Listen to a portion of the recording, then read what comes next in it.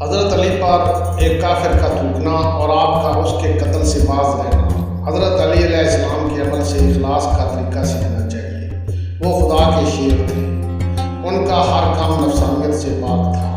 ایک جنگ میں جب ایک دشمن زد میں آیا تو آپ تلوار سونت کر چھٹے۔ اس نے حضرت علی رضی اللہ تعالیٰ عنہ کے چہرہ پرنور پر تھوک دیا۔ اس نے ایسے چہرے پر تھوکا کہ اگر چاند بھی آپ کے سامنے آئے تو سجدہ ہو جاتا ہے۔ مگر جب حضرت علی رضی اللہ تعالیٰ عنہ اپنا غصہ پی گئے اور اسی وقت تلوار پھینک کر اس کافر پہلوان سے کنارہ کرنے لگے۔ وہ پہلوان آپ کی اس حرکت سے حیران ہو گیا کہ یہ عفو اور رحم کیوں؟ اس نے پوچھا کہ تم نے مجھ پر ابھی تو تلوار کھینچی اور ابھی کے ابھی تلوار پھینک کر مجھے چھوڑ دیا، مجھے معاف کر دیا، اس کا کیا سبب ہے؟ میری جنگ آزمائی میں تم نے ایسی کیا بات دیکھی کہ مجھ پر غالب آنے کے بعد بھی مقابلے سے ہٹ گئے؟ آپ نے فرمایا، میں صرف خدا کے لیے تلوار مارتا ہوں، یعنی جہاد کرتا ہوں، کیونکہ خدا کا بندہ ہوں، اپنے نفس کا بندہ نہیں ہوں، خدا کا شیر ہوں، خواہشات نفس کا شیر نہیں ہوں، اور یہی میرا عمل میرے دین کا گواہ ہے۔ غضب و غصہ بادشاہوں پر حکمران اور ہمارا غلام ہے، اس لیے غضب و غصے پر میں نے زین و لگام لگا دی ہے۔ میرے صبر کی تلوار نے میرے غضب و غصے کی گردن مار دی ہے، اور حق کا غضب بھی مجھ پر رحمت کی طرح چھایا ہوا ہے۔ حضرت محمد صلی اللہ علیہ وسلم نے میرے نوکر کے کان میں فرمایا کہ ایک دن وہ میرا سر تن سے جدا کر دے گا۔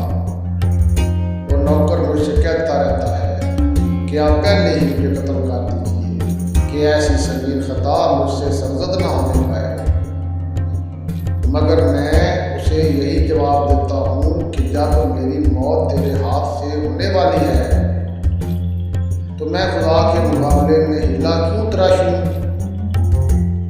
اس طرح میں دن رات اپنے قاتل کو اپنی آنکھوں سے دیکھتا ہوں، مگر مجھے اس پر غصہ نہیں آتا، کیونکہ آدمی کو جس طرح اپنی جان پیاری ہے اسی طرح مجھے موت پیاری ہے، کیونکہ یہی موت میری دوسری زندگی کے ہاتھ میں ہاتھ ڈالے ہوئے ہے۔ بے موت مرنا ہم پر حلال ہے اور بے سامان جینا ہمارے لیے ذلت ہے۔ پھر حضرت امیر المومنین نے اس پہلوان سے کہا کہ اے نوجوان، جب کہ جنگ آزمائی کے وقت تو نے میرے منہ پر تھوکا تو میرے نفس کو حرکت ہوئی اور میری نیت کی غرض و غائب آدھی خدا کے واسطے اور آدھی اپنے نفس کی طرف سے ہونے لگی۔ حالانکہ خدا کے کام میں دوسرے کی شرکت جائز نہیں، تو میرے مالک کے ہاتھ کی بنائی ہوئی صورت ہے اور تو اس کی ملکیت ہے، میری نہیں۔ خدا کے نقش کو خدا ہی کے حکم سے توڑنا چاہیے اور دوست کے شیشے پر اسی کا پتھر مارنا چاہیے۔ اس کافر پہلوان نے جو یہ تقریر سنی تو اس کے دل میں ایک نور پیدا ہوا اور اس نے زنار توڑ ڈالی اور کہا کہ ہائے افسوس، میں اب تک ظلم کے بیج بوتا رہا، لیکن تو خدا کا اندازہ لگانے کی نہ صرف ترازو ہے بلکہ ہر ترازو کی ڈنڈی ہے۔ میں اس شمع کی خصلت والے چراغ کا غلام ہوں کہ جس سے تیرے چراغ نے روشنی پائی ہے۔ میں اس دریائے نور کی موج کا غلام ہوں جو ایسے ایسے موتی باہر لاتی ہے، لہذا مجھے اپنے مذہب کا کلمہ شہادت سکھا، کیونکہ میں نے تجھ کو اپنے سے زیادہ سربلند پایا۔